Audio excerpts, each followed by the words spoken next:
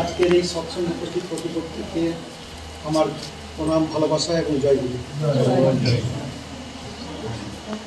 আজকের মাসটা, এই মাসটা আসলে স্বামীর জন্ম মাসের ঠাকুরের এবং মায়েরও জন্মতিথি রয়েছে। আজকের এইখানে আমার যে পরিবারের উদ্দেশ্যে এসেছি সেই পরিবারের মঙ্গল কামনা করে শুরু করছি আমি। দীক্ষাটা আমরা কেন নিই? প্রথম কথাতে দীক্ষা কেন নিই আমরা? দীক্ষার একটা সোজা কথা হচ্ছে মানুষের দক্ষতাটাকে বাড়াই, আর সেই জন্য লাগে সদ্গুরু দীক্ষা। সদ্গুরু দীক্ষা এই কারণেই, কারণ যার সমস্ত বিষয়ের উপর একটা আধিপত্য লাভ করেছেন সমস্ত বিষয়ে, সেই জন্যই সদ্গুরু দীক্ষা হয়। আর সৎসঙ্গ, আজ সৎসঙ্গটা ঠাকুরের কথা, সৎসঙ্গ হচ্ছে জীবন বৃদ্ধি তপা সংস্থা। মানুষকে বাঁচায়, মানুষকে বাড়ায়, মানুষের সার্বিক উন্নতি ঘটায় এই সৎসঙ্গ। যার জন্য আমরা সৎসঙ্গের আশ্রয় নিই, যাতে আমাদের বাঁচা বাড়াটাকে বেড়ে ওঠে। সৎসঙ্গের উদ্দেশ্য হচ্ছে তাই জীবন বৃদ্ধি তপা সংস্থা, যা মানুষকে বাঁচায়, মানুষকে বৃদ্ধির দিকে নিয়ে যায়। সেই কারণে আর এই জীবন বৃদ্ধিটাই হচ্ছে আমাদের জীবনের মূল উদ্দেশ্য, যাতে আমরা নিজেদেরকে বাড়াতে পারি, উন্নতির পথে এগিয়ে নিয়ে যেতে পারি। আর এছাড়া কোনো কথা নিয়ে বাদ দিয়ে কিছু হয় না।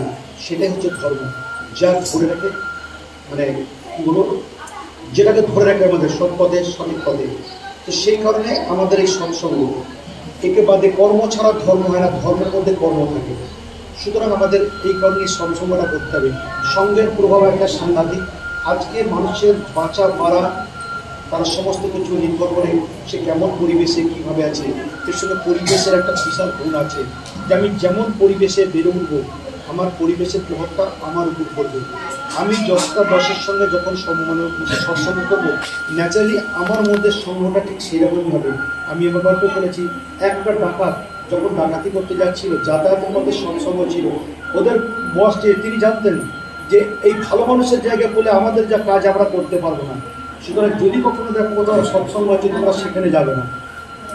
তবুও সেই ডাকাত যেতে যেতে একদিন রাস্তায় যখন দেখলো এক জায়গায় সৎসঙ্গ চলছে, তখন কী করবে, তাকে সেই পথ দিয়ে যেতে হবে।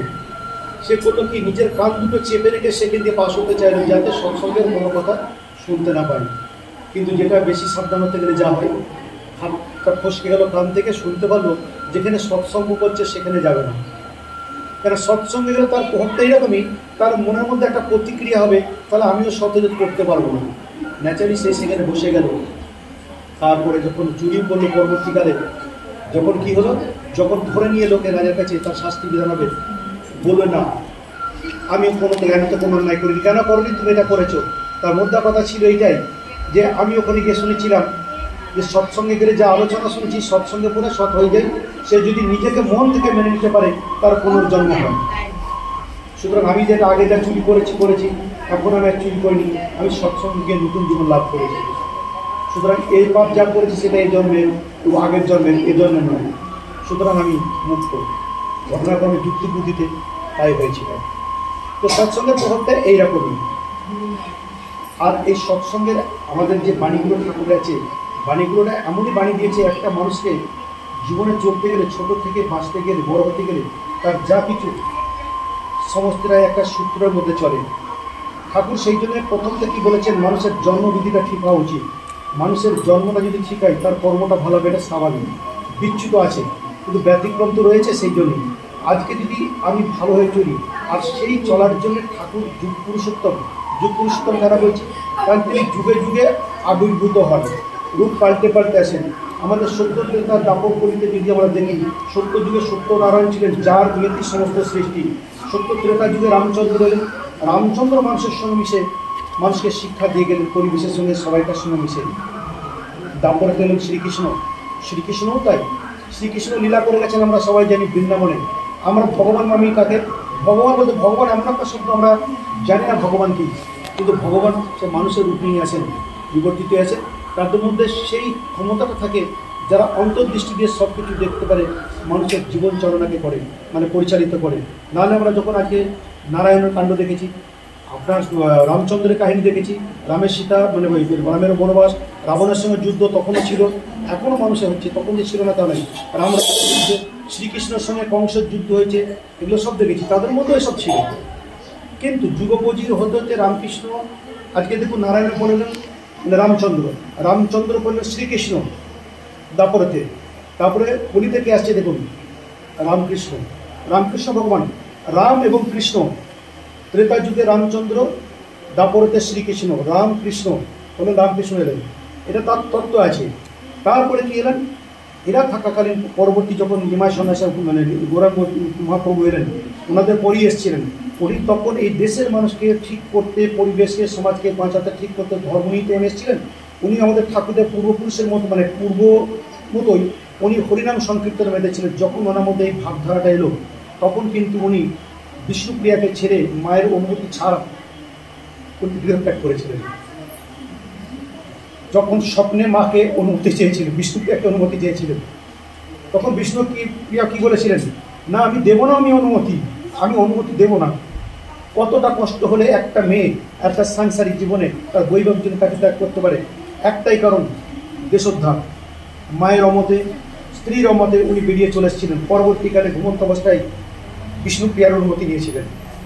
তিনি মানুষের সঙ্গে মিশলেন, মানুষের সঙ্গে হরিনাম সংকীর্তন করে মানুষকে প্রভাবিত, শুধু মানুষই নয় জীবজন্তু সবাইকে প্রভাবিত করে আজকে সেই সমাজকে শিক্ষার্থীদের জন্য উনি আস্তে আস্তে তিনি বিলীন হয়ে গেলেন। লাস্ট পুরীর সমুদ্রেতে ওনার বিলীন হয়ে যাওয়া পায়ের ছাপটা আছে, কিন্তু ওনাকে আর ফিরে পাওয়া যায়নি।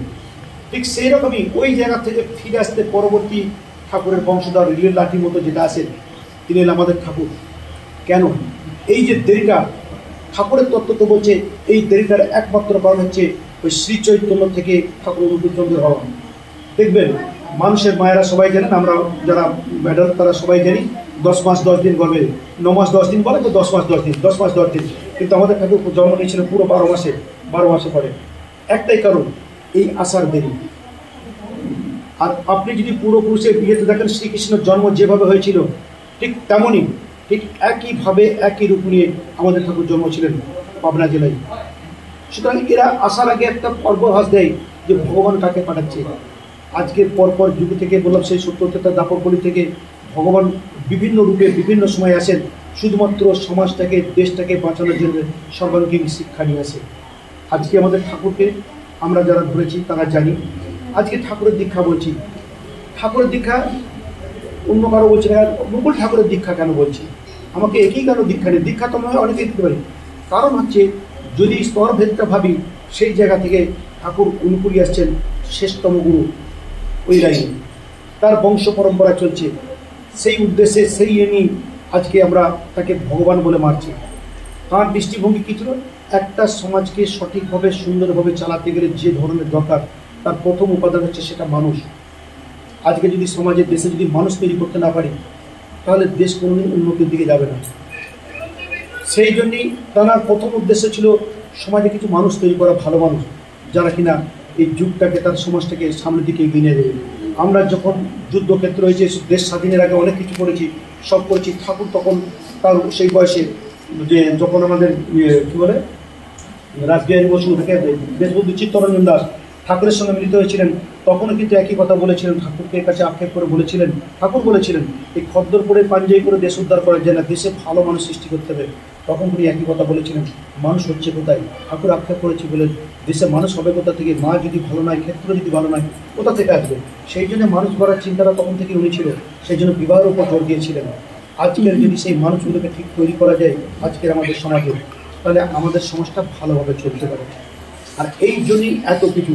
ঠাকুর কি বলছেন, তোমাদের নিষ্ঠা অজপা নামে নাম করে। আমরা যদি ঠাকুরের প্রার্থনা করি, ঠাকুর কিছু একটা উদ্দেশ্য করেছেন, যে যেটাকে একটা মানুষকে চলনায় চলতে গেলে যেগুলো লাগবে সেইগুলো। তার মধ্যে ঠাকুরের যে নাম জপ, দেখবেন ঠাকুরের নাম জপের মধ্যে বলা আছে অজপা নামে পরম নেশা। অজ মানে অনবরত নাম। একটা মানুষের অনবরত নাম করতে করতে তার মধ্যে একটা ভাবের সৃষ্টি হয়, সেই ভাবটাই আপনাকে ওই দিকে এগিয়ে নিয়ে যাবে। যদি বলেন কেমন, আমি একই কথা যদি দিনের 10 বার বলি, 5 বার, 5 থেকে 10, 20 যদি বাড়াতে থাকি, অটোমেটিক্যালি আমার মনের মধ্যে একটা পরিবর্তন আসবে। আলটিমেটলি ওটা এমন সোজা হয়ে যাবে, জিনিসটা অটোমেটিক্যালি আমার মধ্যে দিয়ে আসতে থাকবে, অটোমেটিক্যালি আসতে দেবে। তখন আমার কাছে 10-20 হাজার নাম করাটা কোনো কথা নয়। প্রত্যেকটা সেকেন্ড আমাদের 21,600 বার আমাদের শ্বাস প্রশ্বাস হয় সারাদিনে 24 ঘন্টা। ঠাকুরের কথা অনেকে প্রতি শ্বাস প্রশ্বাসে হবে না হোক, অ্যাটলিস্ট আমাদেরকে সেটা চেষ্টা করবে।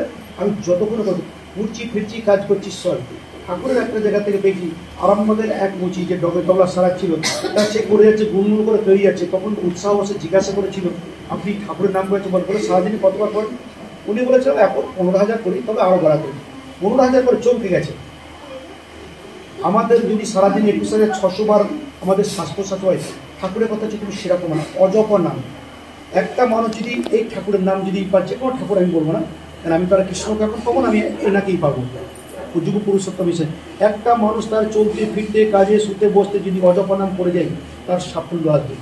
আপনারা সবাই জানবেন একটা জিনিস, আমরা দস্যু রত্নাকরকে জানি। দস্যু রত্নাকর যখন সাধুর সামনে পড়ে মারতে গিয়েছিল, তখন বলেছে তুই যে কাজকর্ম করছিস তোর পাপের ভাগ নেবে পাইলে? বলে হ্যাঁ নেবে। বলো না নেবে না, তুই জিজ্ঞাসা কর। যখন বাড়ি থেকে জিজ্ঞাসা করেছিল তার মাকে, বলো না। তার স্ত্রীকে জিজ্ঞাসা করলো তুমি কী করে খাবে সেটা তোমার বা এর পাপের ভাগ আমি কেন নেবো? যখন বুঝে গেল যে না এটা নয়, তখন উনি ফিরে এসে বললেন যে ঠাকুর ঠিকই বলেছেন। তখন উনি সমাবিষ্ট হলেন, জপ করতে লাগলেন। রাম মুখ দিয়ে তখন বেরিয়ে মরা বেরিয়েছিল, আপনারা সবাই জানেন। সেই মরা বলতে বলতে অজপ নাম করতে করতে একদিন কিন্তু রাম এসেছিল। যখন তার গোটা সুরে উড়িয়ে টিভি দিয়ে হয়ে গেছিল, ঢাকা পড়ে গেছিল, তখন তার জ্ঞান নেই, সে তপস্যা করে যাচ্ছে। পরে সেই সাধু যখন সেখান দিয়ে ফিরে, তখন দেখতে পাই তার পুনর্জন্ম হলো, তার সেই পুণ্য জন্মটা লাভ করলো। তারপরে আপনারা জানবেন সেই রত্নাকর দস্যু বালমুখী মুনি হয়েছিল, যিনি রামায়ণ রচনা করেছিলেন। সুতরাং এই অজপ নাম আপনি জ্ঞানে করুন অজ্ঞানে করুন, কিন্তু আপনি ঠাকুরের নামটা যদি অজপা করে যান, আপনার উন্নতির চরম পর্যায়ে হবে এইখানে। ঠিক এইরকমই আগের দিনে একটা গল্প বলেছিলাম, যাই না মাধব দস্যুর কথা বলেছিলাম। যদি সেই অজপা নাম, মাধব দস্যু তার বাবা মা ছোটবেলায় মা বাবা মারা যায়, তার কেউ ছিল না। আস্তে আস্তে ছেলে বড় হচ্ছে, এরও দানে ভিক্ষায় দয়াতে সব বেঁচে আছে। যখন ছেলেটা বড় হলো, পাড়ার এক কাকা তখন দেখলো সেটা এরকম হবে, ওকে যদি সংসারী প্রতি বয়স হয়েছে, তাহলে ছেলেটা হয়তো সুধরে যাবে। তাকে বিয়ে দিল, মা এক গৌরী নামে একটা মেয়ের সঙ্গে বিয়ে দিল। মেয়েটি খুব ভালো, নিষ্ঠা পরায়ণা মেয়ে, ঠাকুর নিয়ে থাকে। তার সঙ্গে বিয়ে হলো। তাকে চিন্তা করলো যে একে এই পথ থেকে ঘোরাতে হবে। বলে চলো ওখানে হরিনাম হচ্ছে, দেখে আসি। স্বামীকে নিয়ে গেছে হরিনাম শুনতে। রাস্তায় বেরিয়েছে, দেখছে বাহ সুন্দরী বেড়ে যাচ্ছে, কত গয়না পড়ে যাচ্ছে। ও তো চোরের মন বোঝকার দিকে, এইটা যদি করতে পারি তাহলে আমার আজকে অনেক কিছু হবে। এই মনে করতে যাচ্ছে, সেখানে গেছে যেখানে হরিনাম সংকীর্তন হচ্ছে, সেখানে যিনি কীর্তন করছেন সেখানে গিয়ে দেখেন বাহ আরও ভালো, এখানে আরও ভদ্র ঘরে মেয়েরা বয়ে আছে, প্রচুর গহনা করেছে। এইখান থেকে যদি চুরি করতে পারি তাহলে তো আমার আর জীবনে ভেবে দিতে হবে না, এরকম ভাব নিয়ে গেছে।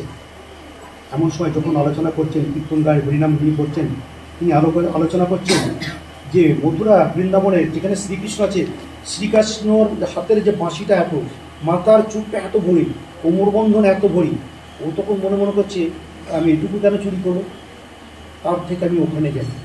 ওখানে গেলে পরে আমি অনেক সোনা পাবো, কৃষ্ণকে মেরে সমস্ত সোনা দানা নিয়ে চলে আসবো। এই ভেবে সেখান থেকে বাড়ি এসে স্ত্রীর অনুমতি নিয়ে চললো এবার বৃন্দাবন যাবো, জয়াকাশী বৃন্দাবন এরকম বলতে যাবো। যেতে অনবরত বাড়ি থেকে বলতে যাচ্ছে। একটা জায়গায় গিয়ে এক সাধুর সঙ্গে দেখা হয়। তাকে জিজ্ঞাসা করে তুমি কোথায় যাবে? বলুন আমি বৃন্দাবন যাব। বৃন্দাবন যাবে কেন? বলছে ওখানে শুনেছি, রামায়ণ গানে শুনেছি, কথাতে শুনেছি, ওখানে কৃষ্ণর নাকি বাঁশি এত ভরি, তার মাথার এত ভরি, এত আমি যাব, গিয়ে কৃষ্ণকে মেরে সব চুরি করে নিয়ে চলে আসবো। ভদ্র যে সাধু তিনি বুঝতে, সাধু সন্ত মানুষ বুঝতে পারলেন তখন। আর ওই নাম করতে যাচ্ছিল, তখন দেখলো মনের মধ্যে ভাব এসেছে একটা। তখন উনি কী করলেন, তাকে উনি একটা মন্ত্র দিলেন, কৃষ্ণ রাধা কৃষ্ণ। বলো ওটা নয়, তুমি বলো রাধা কৃষ্ণ বৃন্দাবন। অলক্ষ্যে উনি রাধা কৃষ্ণ বৃন্দাবন বলে তাকে ওই মন্ত্রের যুগল মন্ত্রে দীক্ষা দিলেন। তখন মাধব দস্যু সেই বলতে তারা শুরু করলেন, যাবো কৃষ্ণ কি বললাম রাধা কৃষ্ণ বৃন্দাবন, রাধা কৃষ্ণ বৃন্দাবন, এই মুখে শুরু করলেন। ওই অজপনাম করতে যাচ্ছে। যেতে সামনে একটা নদী পড়েছে, সেই নদীতে দেখছে মাঝি দাঁড়িয়ে আছে। মাঝি তার কেউ নয়, তিনি স্বয়ং শ্রীকৃষ্ণ। তখন তাকে বলেছেন, ওই জপ করেছেন, তুমি কোথায় যাবে? বলছে আমি বৃন্দাবন যাব। কেন? ওখানে শুনেছি কৃষ্ণ প্রচুর গহনা আছে, আমি ওখানে যাব, কৃষ্ণকে মেরে সমস্ত গহনা চুরি করে নিয়ে আসবো। কৃষ্ণ তো মনে হাসছে, বলে ঠিক আছে, তো পাড়ের করিয়ে এনেছো, পার ভাড়া দিতে বলছে না, আমার কাছে তো কিছু নেই, আমি যখন ফিরে আসবো কৃষ্ণকে মেরে গহনা নিয়ে আসবো, ওখান থেকে তোমার পাড়ানি, পাড়ের করিকে পাড়ানি বলে আমি তোমার পাড়ানি দিয়ে দেবো।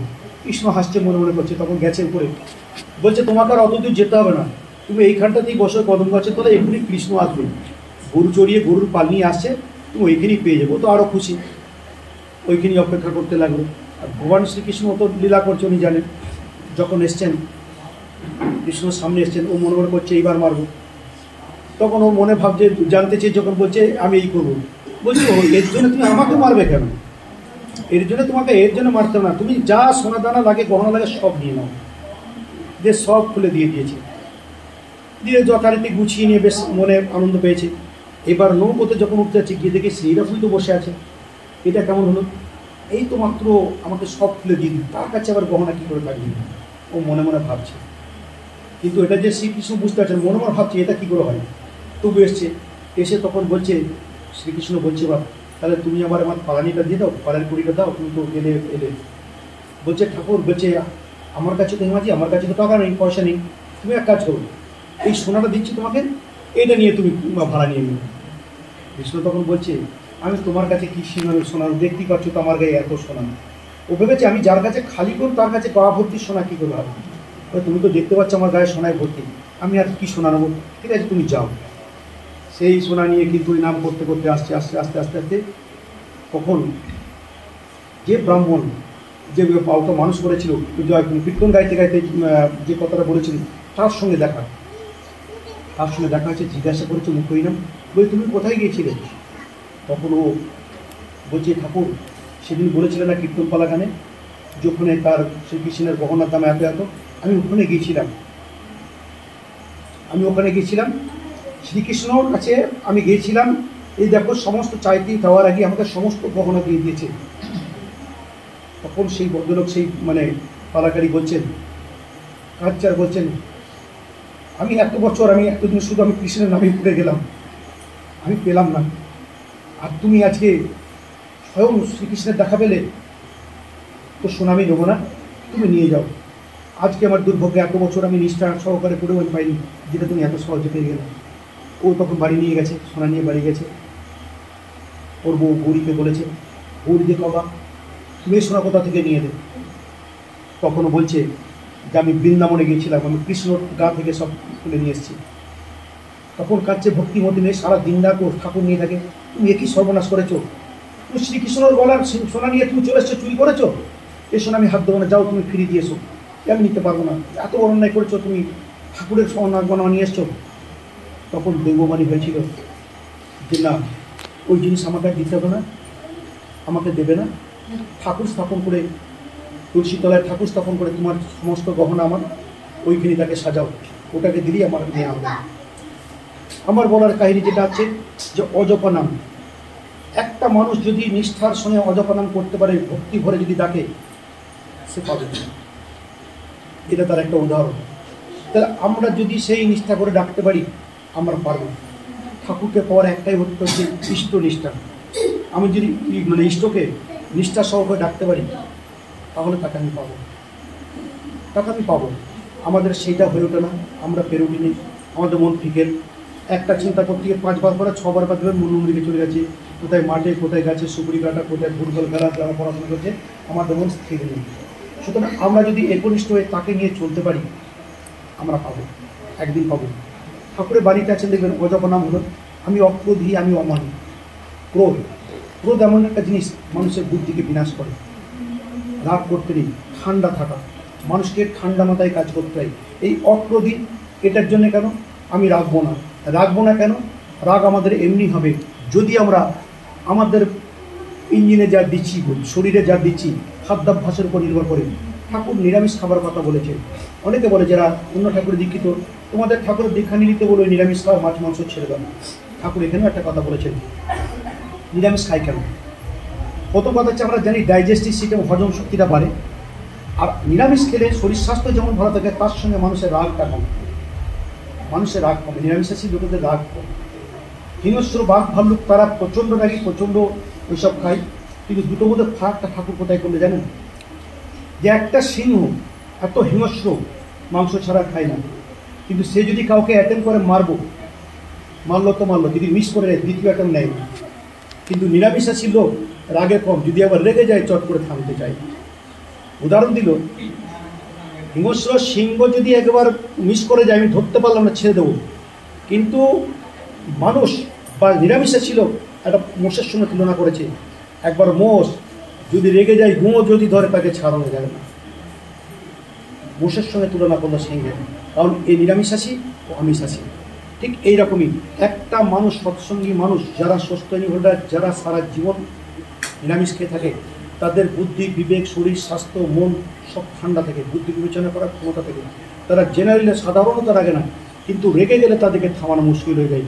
ঠাকুর সেই উদাহরণটা দিলেন সিংহ সঙ্গে বাদে দিল। তাহলে এরপরেও আমরা বলবো যে কেন নয়, একটা মানুষ, সৎসঙ্গী মানুষ, নিরামিষ খেয়ে তারা কোথায় খারাপ আছে একটা দেখান তো। একটা মাছ মাংস খাওয়া মানুষের সঙ্গে একটা সৎসঙ্গী মানুষকে দাঁড়ান, গায়ের গ্লেসটা দেখুন তো। এটা আমার কথা, আমার মনে হয় একটা সৎসঙ্গী মানুষ দেওঘরে যদি যান, মানুষগুলোর চেহারা রং দেবেন ফুলে বেরোচ্ছে, টিউবলাইটের মতো সাদা। তারা কি বেঁচে নেই? তাদের আজকে আয়ুটা দেখুন তো। মরতে আমাদের একদিন হবে, আজ নয় কাল মরবো। মানুষ নশ্বর, মানুষ মরবে। এই প্রসঙ্গে ঠাকুর একটা বলেছেন, আমরা মনে জীবন পেয়েছি এত তপস্যা করে, এত সাধনা করে, যে কদিন আছি আমরা সেই কদিনের জন্য কাজ করে যাই, কিছু করে যে আমাদের যাবার পথটাকে পরিষ্কার করে যেতে আমাদের একদিন হবে। সেই জন্য কর্মীদের উদ্দেশ্যে বলেছেন ঠাকুর, তুমি কাজ করে যাও, মন খুলে কাজ করে যাও। বয়স তুমি পারছে না, যতটা পারবে পারছো না, ইয়াংদের সঙ্গে নাও, কাজ করে যাও। কারণ তোমার কাজের ধারাটা বজায় রাখো ঠাকুরের বাণীগুলো মেনে। তোমার শরীর, স্বাস্থ্য, মন সব কিছু ভালো থাকবে।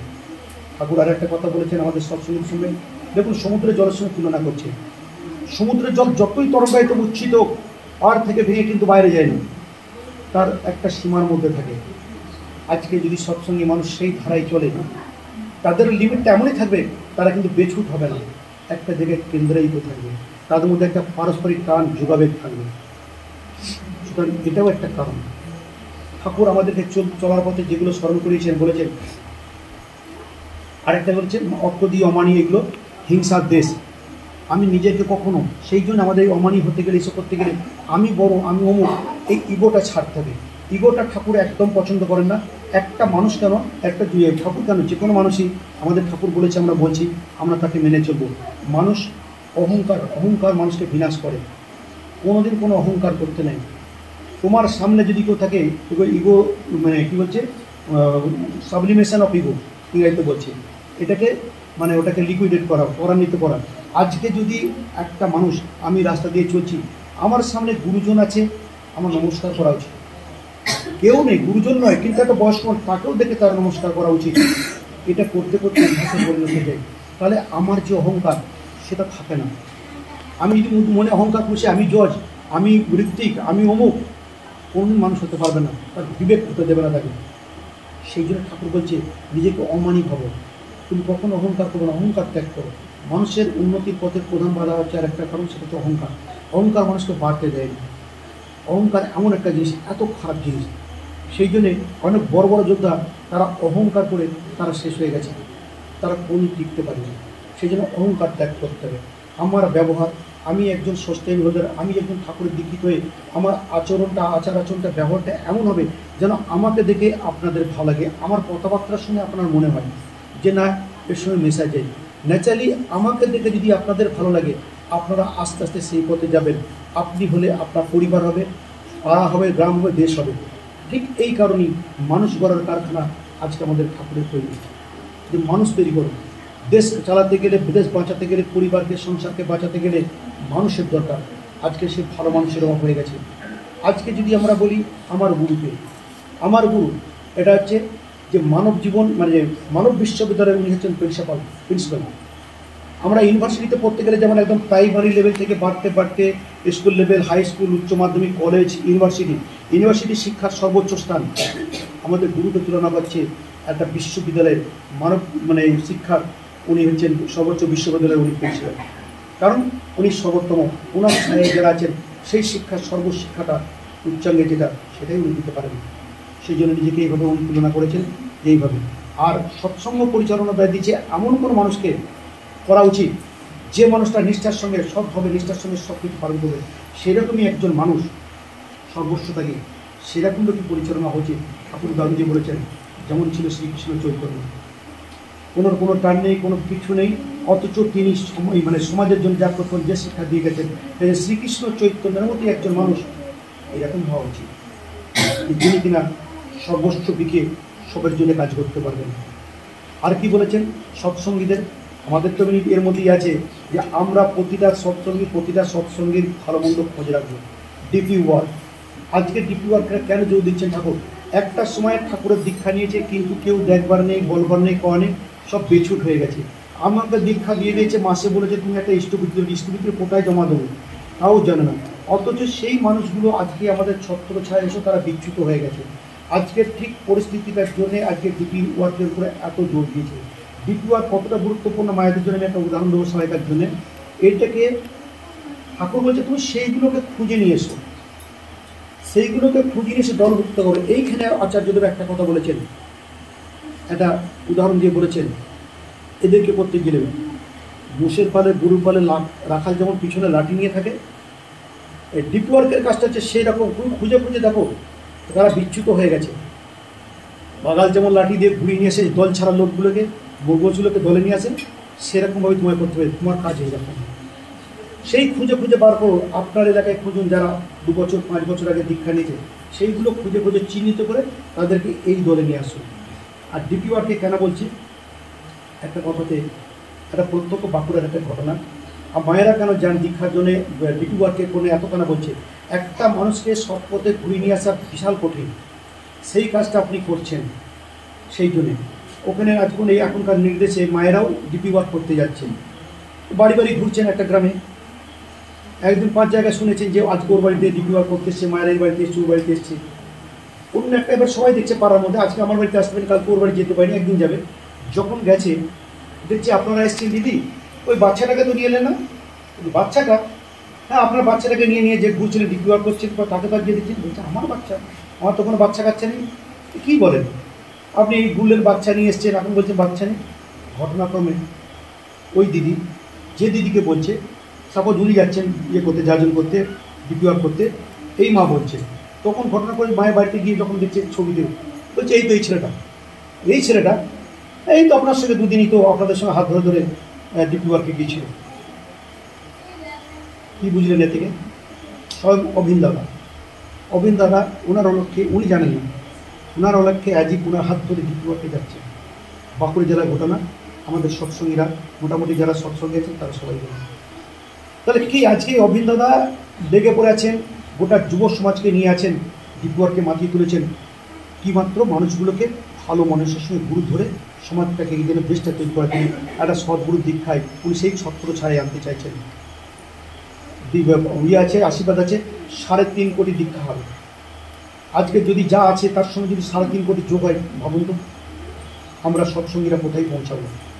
এমনই একটা গ্রুপের দরকার ছিল, মানুষের দরকার ছিল। গ্রুপ বলবো না, মানুষ বলবো না, মানুষের মতো মানুষ সৎসঙ্গী, যারা ভগবানের কাছ থেকে দ্রুত হয়ে আসছে, যারা কিনা আমাদের দেশটাকে এগিয়ে যেতে পারবে। তাহলে মা তখন অবাক হয়ে গেছে, যেটাও কি সম্ভব? বলছি এই ছেলেটা তো আপনার সঙ্গে হাত ধরে ডিপি ওয়ার্ক করছিল। তাদের সঙ্গে ঠাকুর থাকেন, আমরা যদি মন ভরে তাকে ডাকি। ঠাকুর একটা কথা বলেছেন, যখন বাড়ি থেকে বেরোলাম তখন ঠাকুরকে সঙ্গে করে নিয়ে বেরোলাম। মানে আমি যখন আমার দরজার বাইরে যাচ্ছি তখন আমি ঠাকুরের স্মরণ করে ঠাকুরকে নিয়ে বেরোচ্ছি, মানে ঠাকুরকে আমি মাথায় করে নিয়েছি।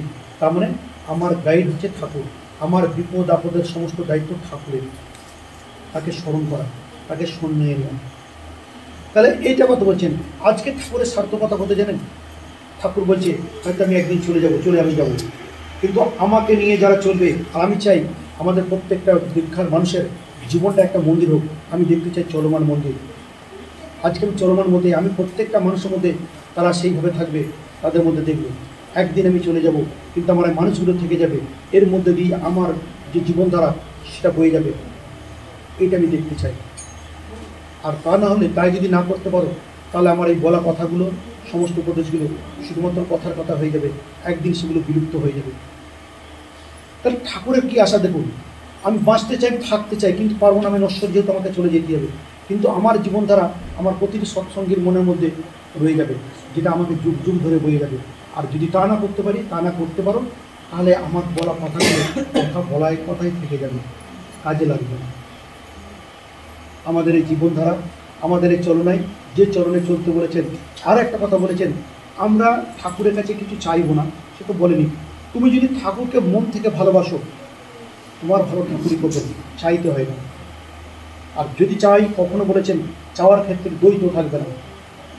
আমি দুটো চাই, আমি আমার ছেলেকে ডাক্তারও করতে চাই, ইঞ্জিনিয়ারও করতে চাই। হতে পারে যে কোনো একটা হবে, হয়তো দুটি ডুবে যাবে, কোনোটাই হবে না। এটার কথা বলেছে, দুটি নষ্ট হয়ে যেতে পারে। সেই জন্য একের যাতে সেটা করবে।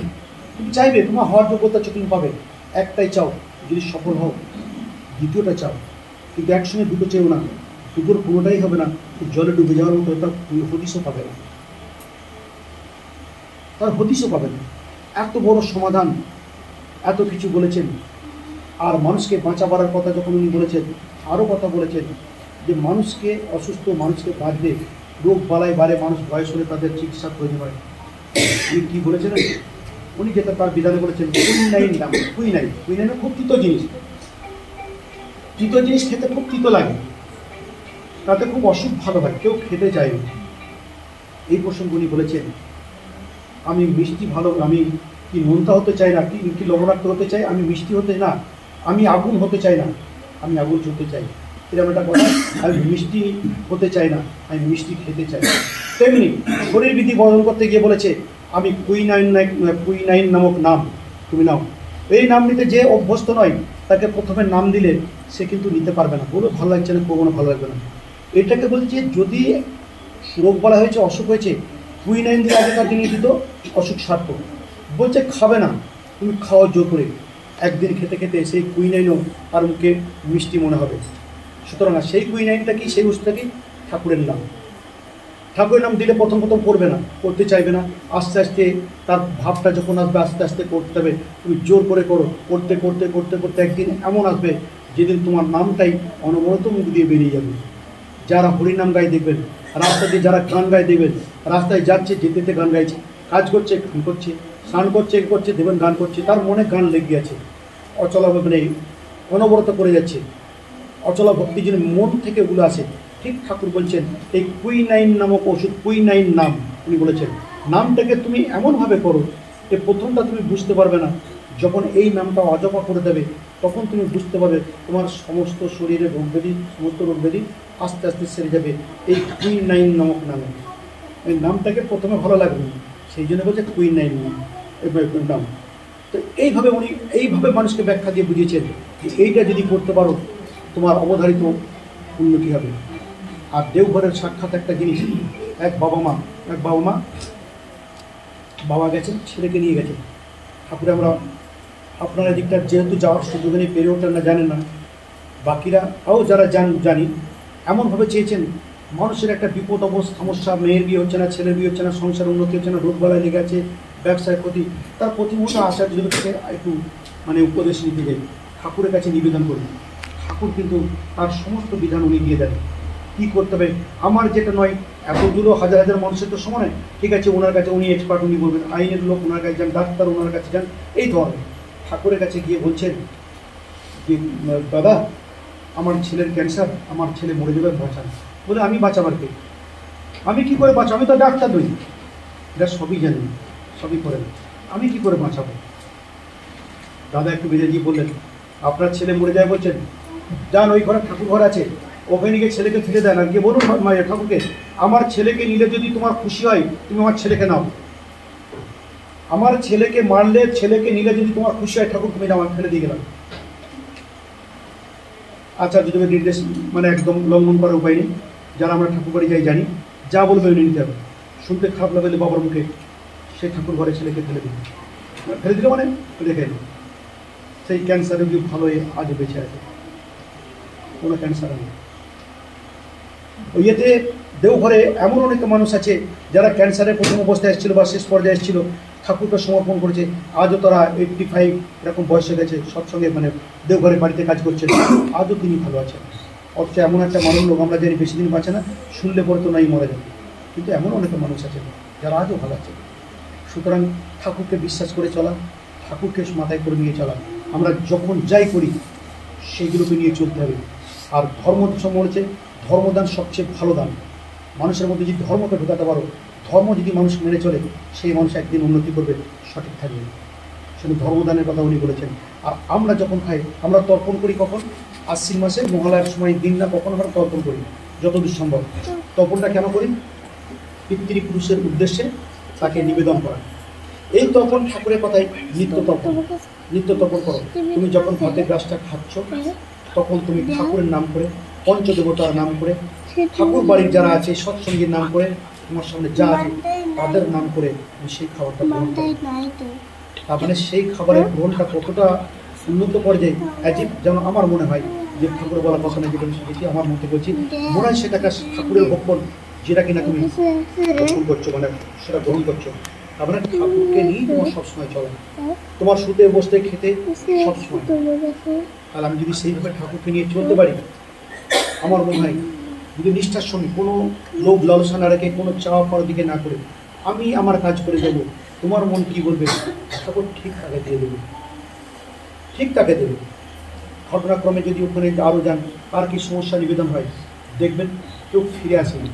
প্রত্যেকে যে যার সমস্যার সমাধান রেখে, ছেলে মেয়ের বিয়ে, শিক্ষা দীক্ষা, লেখাপড়া সব কিছু, ইভেন একটা বোবা মেয়ের ভাষা পর্যন্ত ফুটেছে অন্যদিক থেকে। মা গেছে নিবেদন করছে, আমার মেয়ে কথা বলতে পারে না।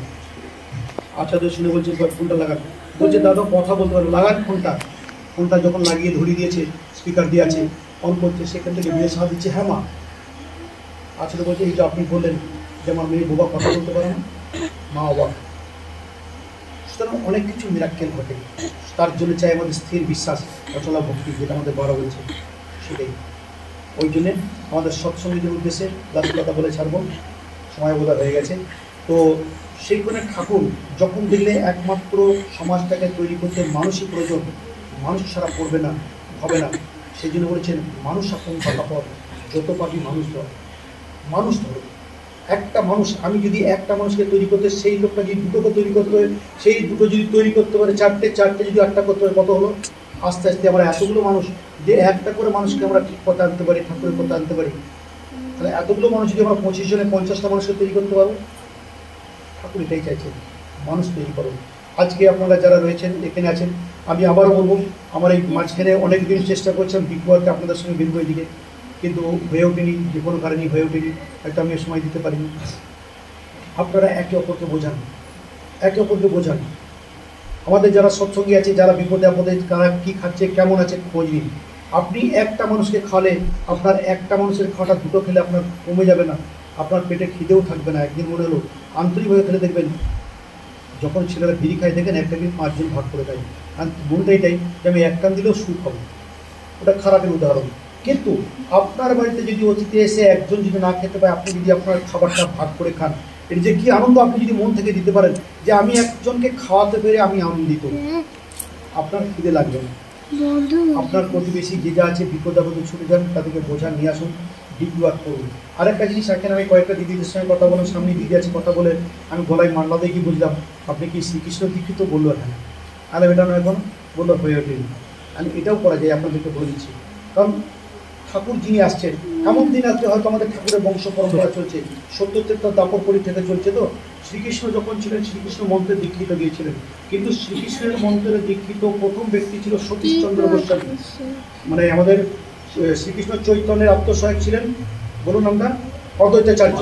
অদ্বৈতাচার্যের 15তম বংশধর হচ্ছে আপনার সতীশচন্দ্র গোস্বামী। সতীশচন্দ্র গোস্বামী শ্রীকৃষ্ণ মন্ত্রে দীক্ষিত ছিল। উনি মানুষকে প্রচুর দীক্ষা দিয়েছিলেন, প্রায় 15,000 দীক্ষা হয়ে গেছিল ওনার। যখন এই অদ্বৈতাচার্য সতীশচন্দ্র গোস্বামী তার একটা ভক্তের বাড়িতে গিয়েছিলেন নিমন্ত্রণ রক্ষা করতে গিয়ে, সেইখানে আমাদের ঠাকুর এসে, তখন ঠাকুরের বয়স 24 বছর, দেওয়ালে একটা লেখা ছিল, ভোগের দ্রব্য সম্মুখে রাখিয়া ত্যাগী ত্যাগ, নেতো ভোগ মাত্র, হ্যাঁ কোনো ত্যাগ, এটা বলেছিলেন। তখন সতীশচন্দ্র গোস্বামী ঘরে ঢুকি যখন ভাষাটা পড়ে দেখছেন, অবাক হয়ে গেছেন, একার লেখা। তখন ওখানে যে বাড়িতে গেছেন শিষ্য, সে যখন বলতে পারছে না যে আমার বাড়িতে অমুক এসছে বলেছে, তাহলে যদি করে, তখন বলতে বলতেই এরকম ভাষা লেখা। তখন ঠাকুর আনন্দে বেরিয়ে এসে তাকে জড়িয়ে বলছে, দাদা এই লেখা আমার। দাদা আমি কি কিছু ভুল লিখেছি? বলছে না না, এই লেখা সাংঘাতিক লেখা। তখন উনি ঠাকুর, মানে আমার ঠাকুর তখন ওনার থেকে বয়সে কম ছিল, ওনার সঙ্গে সাক্ষাৎ পরিচয় এলাপ, প্রেমালাপ, আস্তে আস্তে ঘনিষ্ঠতা। তখন উনি ওনার ইয়েতে নামেতে উনি পাগল হয়ে গেলেন। ঠাকুর আমাকে দীক্ষা দিন, আমি দীক্ষা নেবো আপনাকে। তখন ওনার আকুতি মিনতি কাকুতি দেখে তখন আমার ঠাকুর প্রথম দীক্ষা দেন সতীশচন্দ্র গোস্বামীকে। পরবর্তীকালে তার ভাই মানে ভাবধারে উদ্বুদ্ধ হয়ে উনি তখন ওনার বললেন 15,000 দীক্ষিত, সেই 15,000 দীক্ষিত শিষ্যকে আবার নতুন করে এই শতমন্ত্রে আমাদের সদ্গুরু এই নামে দীক্ষা দেন, আমাদের এই ঠাকুরের দীক্ষায় মন্ত্র দেন। তাহলে আজকে যারা বলছেন এটা যে না আমি ওই ধারায় চলছি, ওনার শুধু ঠাকুর এক অদ্বিতীয়, ভগবান এক অদ্বিতীয়, ঠিক আছে, ভগবান এক অদ্বিতীয়। আমাদের ঠাকুরের কাছে আমরা একটু সরল হলো, মুসলমানরা অনেক ঘোড়া ধর্ম ঘোড়া, আমাদের ঠাকুরের অনেক মুসলমান মানে আছে সস্তেন হোল্ডার আছে, আমাদের ঠাকুরের দিকে তো সস্তেন অনেক আছে, প্রচুর আছে।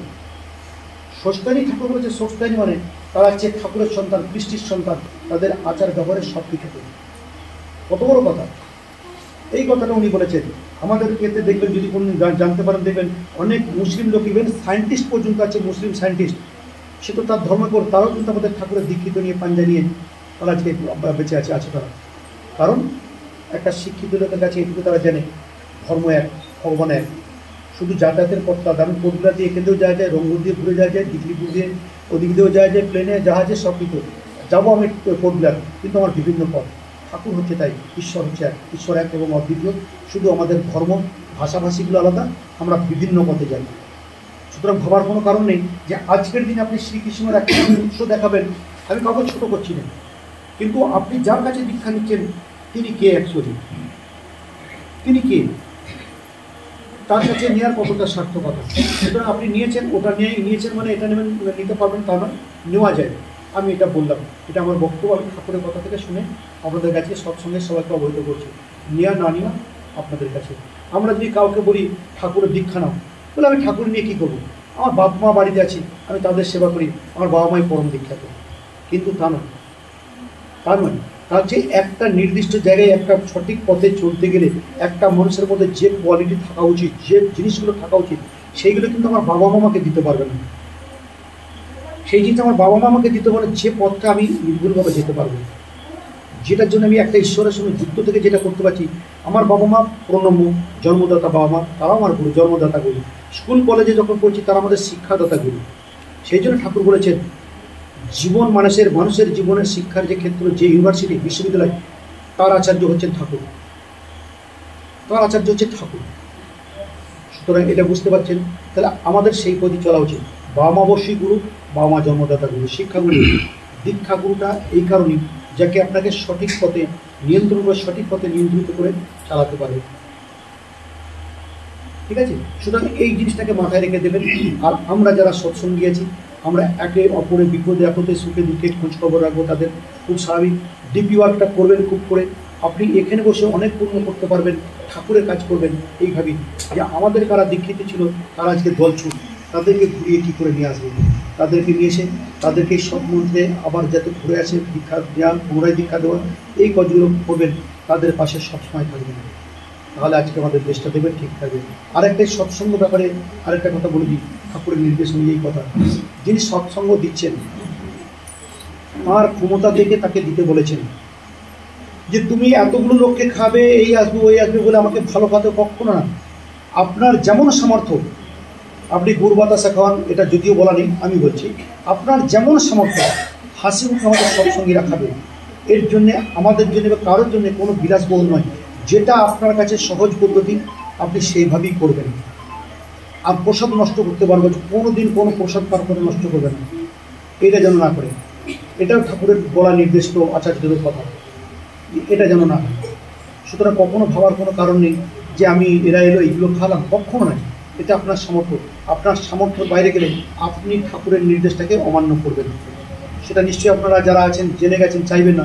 আমার যেমন আছে, আমার বাড়িতে 5 জন গুরু ভাই, আমি চা যদি না খাতে 1 গ্লাস জল খাবো, দুটো ভালো কথা বলবো, এটাই যথেষ্ট।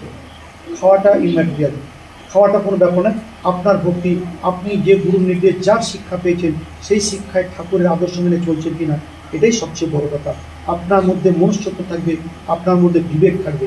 আপনার মনুষ্যত্ব, আপনার বিবেককে যদি জাগ্রত করতে পারেন, ঠাকুর এটি সন্তুষ্ট, আপনি অনেক দূর যাবেন। মানুষকে ভালোবাসবেন, মানুষ ভালোবাসার জিনিস। আর স্ত্রীরা স্বামীদের ভালোবাসবেন, খুব করে ভালোবাসবেন। তাহলে পরে স্বামীরাও অদনুক ভালোবাসা বউকে দেবে, তাতে করে একটা সংসার সুখের হবে, সেই সংসার ঠিকঠাক চলবে। কারণ সংসার সুখের হয় রমণীর গুরু। ঠাকুরও একটা কথা বলেছেন, আজকে স্ত্রীদেরকে সম্মান করতে হয়। স্ত্রীরা যদি পরিবারে যদি ঠিক থাকে, সেই পরিবারের কর্তা ঠিক থাকবে, তার পরিবারটা ভালো থাকবে। সবাই ভালো থাকবেন। আজকের এই সৎসঙ্গ আপনাদের উপস্থিতিতে যে বাড়ি যে দাদা দিয়েছেন, ওনার বাবার শরীর খারাপ, তার শারীরিক উন্নতি, পুরো সংসারের উন্নতি, সার্বিক উন্নতি, সবাই ভালো থাকবেন, ওনার জন্য প্রার্থনা করবেন। আমি ঠাকুরের কাছে আপনাদের তরফ থেকে ঠাকুরের কাছে প্রার্থনা করবো, উনি সুস্থ থাকুন, আপনারা সবাই ভালো থাকুন। আর এই সৎসঙ্গে যারা উপস্থিত আছেন প্রত্যেকে ভালো থাকবেন, সুস্থ থাকবেন। ঠাকুরের চরণে নিবেদন করছি। জয় গুরু।